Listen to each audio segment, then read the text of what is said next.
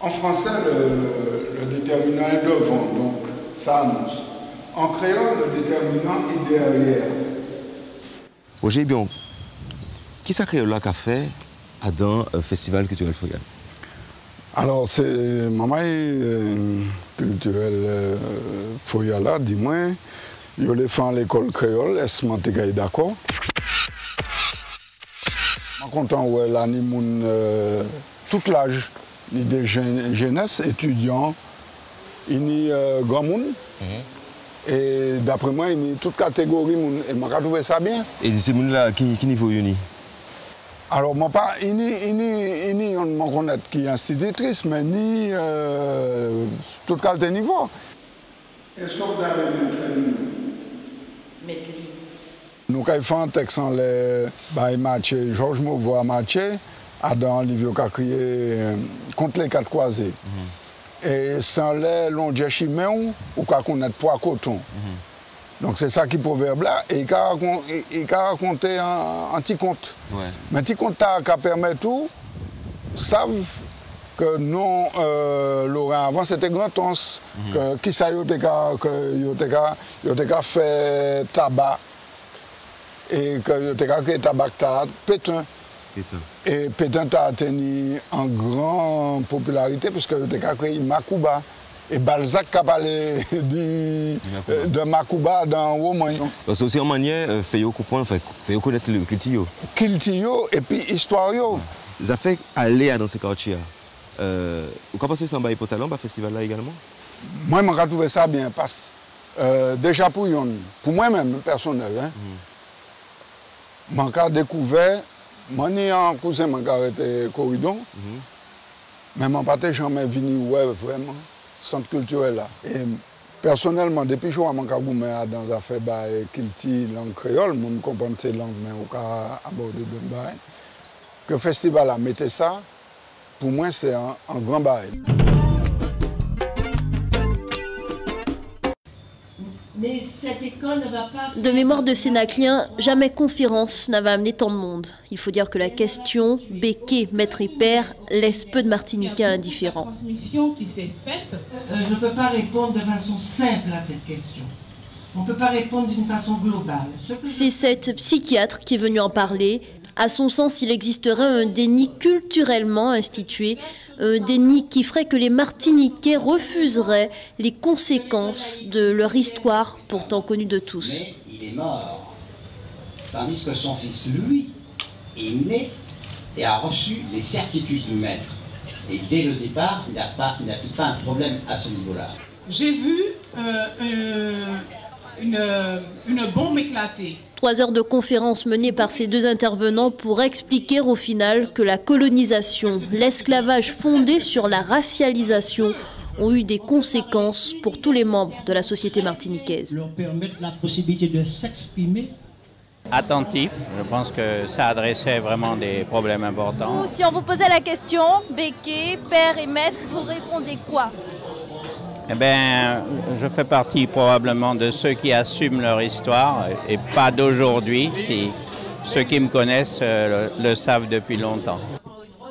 Comment rendre compte de la puissance du lien paradoxal à ce qui dans l'histoire martiniquaise a été nommé béquet? C'était en fait la question sous-jacente de cette conférence. La question des origines, qui je suis, d'où je viens, c'est des questions qui sont très importantes pour les gens que je vois dans ma pratique de psychiatrie. Et cette question est fondamentale et il faut bien la travailler pour le peuple antillais. Béquet, nos anciens colonisateurs, pères de certains, maîtres c'est sûr, mais pas mes pères, à moi. Je me pose toujours la question à propos du père. Quel père je dois rechercher? C'est l'une des questions, des dernières questions qui a été posée. Béquet, en vérité, n'est maître ni père de personne, alors peut-être de ses enfants. Et moi, ce que je dis, c'est que Comme dans la Bible c'est écrit, on n'a qu'un seul Père. C'est notre Père qui est dans le ciel, voilà.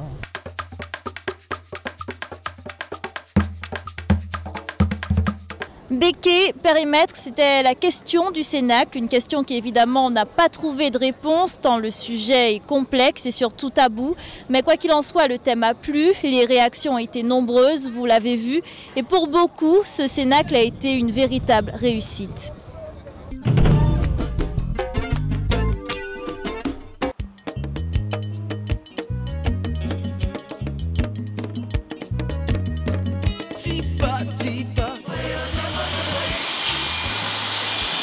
Yvon, qu'est-ce que le responsable de la mission Carnaval fait dans cet atelier de stage, cet atelier du masque de Jacmel?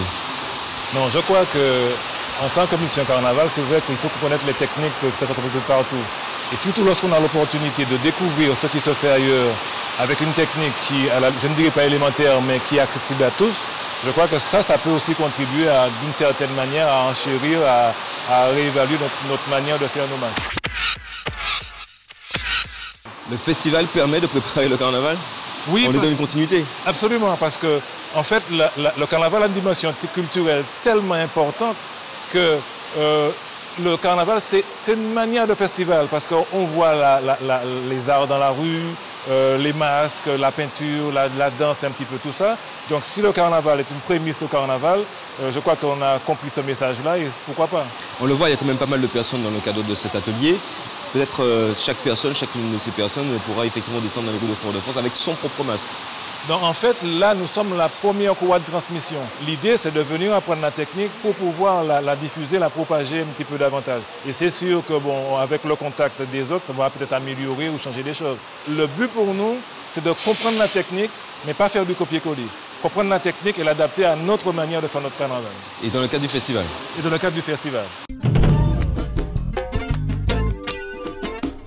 Voilà, ça fait déjà une semaine et que de souvenirs.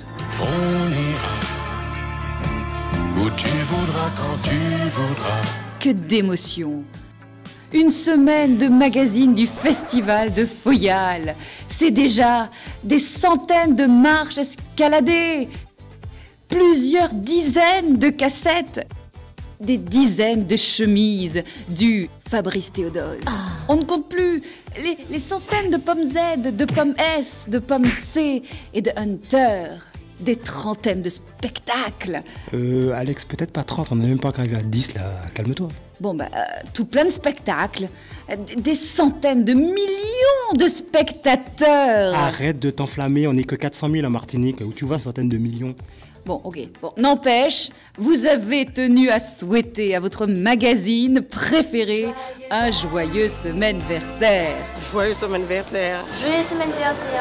Joyeux semaine-versaire. Joyeux semaine-versaire. Joyeux semaine-versaire, le mag. Joyeux semaine-versaire. Et c'est quoi le cadeau ?